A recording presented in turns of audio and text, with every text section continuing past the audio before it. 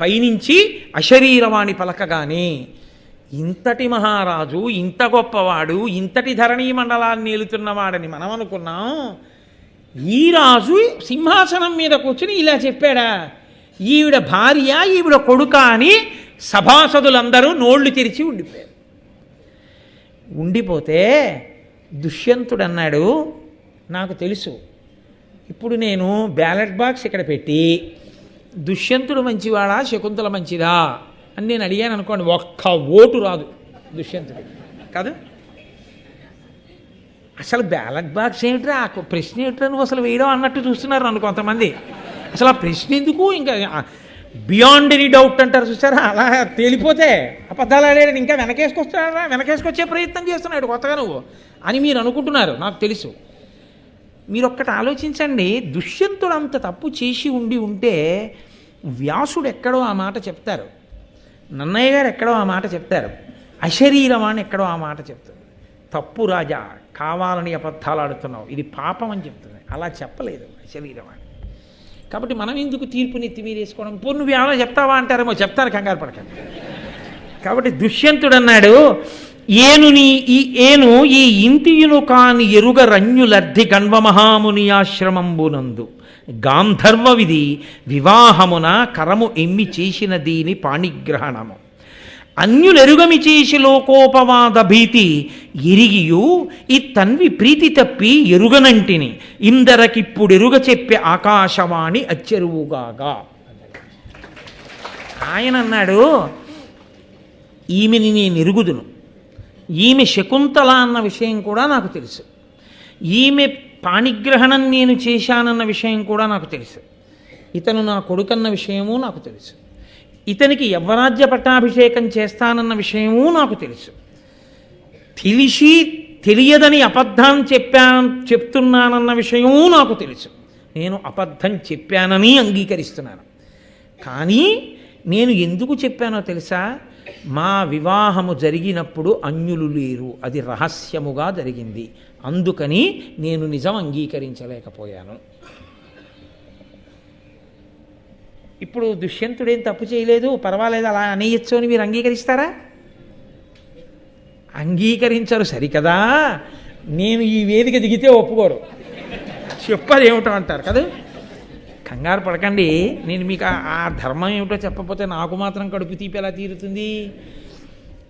మహారాజులకు ఒక నియమం ఉంటుంది, దక్షిణ నాయకుడు అంటారని నేను మీతో మనవి చేశాను. అనేక మంది భార్యలను స్వీకరిస్తుంటారు, కానీ ఆ భార్యలందరూ కూడా ఎవరు, వాళ్ళ కులం ఏమిటి, వాళ్ళ వంశం ఏమిటి, వాళ్ళ మర్యాద ఏమిటి, వాళ్ళకి ఎంతమంది పిల్లలు పుట్టారు, ఈ విషయాల గురించి రాజ్యమునకు కానీ మంత్రులకు కానీ సేనాపతులకు కానీ ప్రజలకు కానీ సంబంధం ఉండదు.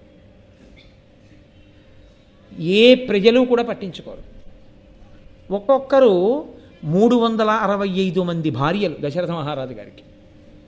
మీరు ఇప్పటికీ ఢిల్లీ వెళ్ళి చూస్తే జహంగీర్ పాదుషా కోటలో ఆయన ఎదురుగుండా శయనాగారానికి వెడుతూ నిలబడిన చోట ఎదురుగుండా అర్ధచంద్రాకారంలో ఉంటాయి గదులు, దాని నిండా రాణులు ఉండేవారు.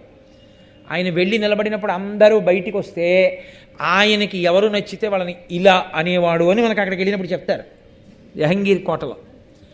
కాబట్టి దక్షిణ నాయకత్వంలో ఉండేవారు రాజులు పూర్వం. దాన్ని ప్రజలు పట్టించుకోరు, అది రాజభోగం అని వదిలేస్తారు.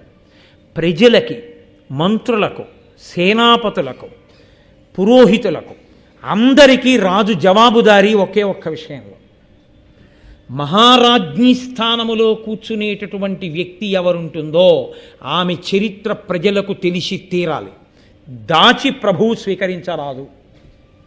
ఎందుకో తెలుసా అండి, ఆవిడికి పుట్టిన కొడుకు ఉత్తరాధికారి, వాడు సరిగా ఉండకపోతే రాజ్యానికి ఇబ్బందులు వస్తాయి, ప్రజలకు ఇబ్బందులు వస్తాయి. అందుకని వారి వంశం ఏమిటో, గోత్రం ఏమిటో, ఎవరి పిల్లో ఏమిటో, ఎక్కడ పుట్టిందో ప్రజలందరికీ తెలిసిన తరువాత మహారాజ్ఞీ స్థానములోకి తీసుకుంటారు. ఆమె రాజుతో పాటు సింహాసనం మీద కూర్చుంటుంది.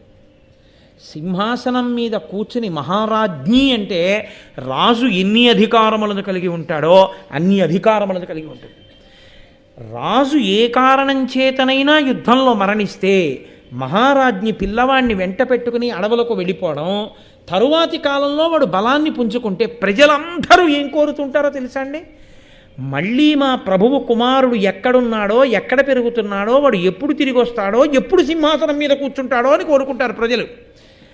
రాజ్యచ్యుతుడైన రాజు యొక్క కొడుకు మీద, మహారాజ్ఞీ కుమారుడి మీద ప్రజలు అంత ప్రేమ పెంచుకుంటారు. అందుకే ఆ వివాహం ప్రజలకి తెలిసి మాత్రమే జరగాలి. ప్రజలకి ఆమె యోగ్యతాయోగ్యతలు తెలిసి తీరాలి. ఆ పుట్టినటువంటి కుమారుడికి యవ్వరాజ్య పట్టాభిషేకం చేస్తున్నప్పుడు ప్రజలు పొంగిపోవాలి వాడి గుణగుణములను తెలుసుకొని. అది జరగలేదు దుష్యంతుడి విషయంలో. తనకొక్కడికి తెలుసు, ప్రజలకి తెలియదు, పురోహితులకు తెలియదు. మంత్రుల్ని కూడా అక్కడే ఉంచి కణ్వుడికి నమస్కరించడానికని ఒక్కడే వెళ్ళాడు. అందుకని మంత్రులకి తెలియదు.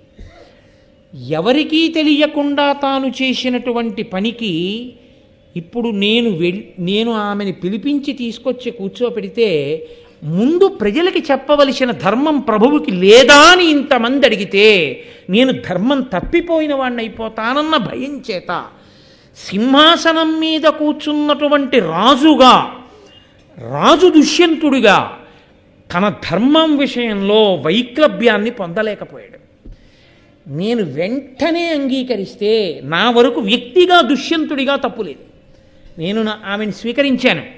కానీ మహారాజు దుష్యంతుడుగా నేను దోషం చేసిన వాడిని అవుతాను. ఎవరో ఇప్పుడు నేను రహస్యంగా చేసేసుకున్నాను, పెళ్ళి చెప్పి చేసుకోలేదు. ఈమె ఎవరో, ఎంత ఉత్తమ కులంలో పుట్టిందో, ఎవరి పిల్లో, ఈ పిల్లవాడు నా పిల్లవాడని, వాడు సుక్షత్రియుడని, నా తేజస్సుకే వాడు సంభవించాడని నేను కాకతాళీయంగా సభలో వచ్చి చెప్తే అంగీకరించలేదని, ఇలా ఇంకా రాజు ఇన్ని చేశాడో అని ప్రజలు అనుమానపడకూడదని తెలియాలంటే సాధికారికంగా చెప్పగలిగిన వాడు ఒక్కడు దొరికితే ఈమెను స్వీకరించడానికి నాకు అభ్యంతరం లేదు. వ్యక్తిగా రాజుగా నలిగిపోతున్నాను, వ్యక్తిగా ఆమెని భార్యగా అంగీకరించగలను, రాజుగా అంగీకరించలేకపోతున్నాను. ధర్మం అడ్డొచ్చేస్తోంది. ఈ నలుగుడు మధ్య నలుగుతున్నాను, నన్ను ఎవరాదుకుంటారని కుపితుడవుతున్న రాజు యొక్క బాధని ఆయన ధర్మం యొక్క పట్టును అర్థం చేసుకున్నాడు. ఈశ్వరుడు అశరీరవాణిగా తాను ప్రకటించాడు, స్వీకరించగలిగాడు. అందుకని వ్యాసమహర్షి కానీ నన్నయ్య గారు కానీ దుష్యంతుడి మీద ఇలా వేలు చూపల. రాజు దుష్యంతుడిగా ఏ నలుగుడు పడుతున్నాడో శకుంతల గమనించింది. ఒక్క మాట ఆవిడ అనలా. అందుకే స్వీకరించిన తరువాత కూడా శకుంతల ఎన్నడూ బాధపడలా. శకుంతలకి లేని బాధ, ప్రజలకి లేని బాధ మనం కోడిగుడ్డుకు వెంట్రుకలు పీకి పొందకూడదు కాదు, అది మర్యాద. ఆయన ధర్మమును పట్టుకుని ఆ నలుగుడు పడ్డంలో వాళ్ళు ఎంత ఉదాత్త చరితులై నిలబడ్డారన్న విషయాన్ని మనం గ్రహించవలసి ఉంటుంది. మాట తప్పాలి, మోసం చెయ్యాలనుకుంటే ఆ పాటికి వేరొక స్త్రీని తెచ్చి పట్టాభిషేకం చేసేయచ్చు. దుష్యంతుడు చెయ్యలేదు. ఆ స్థానం భర్తీ అయిపోయింది. కానీ అది ప్రకటన అవ్వాలి. ఎలా అవ్వాలని ఎన్ని రాత్రులు వ్యధ చెంది ఉంటాడో మీరు గ్రహించాలి. ఆయన సింహాసనం మీద కూర్చుని ఉండగా శకుంతల రావడం ఇంత నడిచింది. కానీ ఈశ్వరుడు ఎందుకంత నడిపించాడో తెలుసా అండి? ఇంత నీతి మనకి చెప్పేవాడు రేపు పొద్దున్న ఉన్నాడు. శకుంతల మాట్లాడకపోతే మనం ఉన్న గృహస్థాశ్రమం ఎంత గొప్పదో మనకి తెలిసి రావాలి. నా భార్య ఎంత గొప్పదో నాకు తెలిసి రావాలి. నా కొడుకుని కౌగలించుకోవడం ఎంత ఐశ్వర్యమో నాకు తెలిసి రావాలి. అవి తెలిసి రావాలంటే నేను ఇది చదవాలి.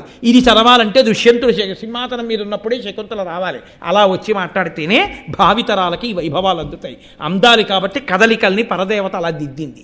కాబట్టి వాళ్ళు సంతోషంగా ఉన్నారు. భరతుడికి యవ్వరాజ్య పట్టాభిషేకం చేశాడు. తరువాతి కాలంలో కొన్ని వేల సంవత్సరములు శకుంతలతో కలిసి భోగములను భవించాడు. తదనంతర కాలమనందు వానప్రస్థాన్ని స్వీకరించాడు. అనేక యజ్ఞయాగాదులు చేశాడు. తొట్టతకు ఈశ్వరుణ్ణి చేరుకున్నాడు. మహానుభావుడైనటువంటి భరతుడు రాజై ఎన్నో అశ్వమేధ యాగములు, వాజపేయములు మొదలైనటువంటి యాగములు చేసి ఆయన యొక్క శక్తి చేత ఆ పురువంశాన్నంతటినీ భరతవంశము అన్న పేరు తేగలిగాడు.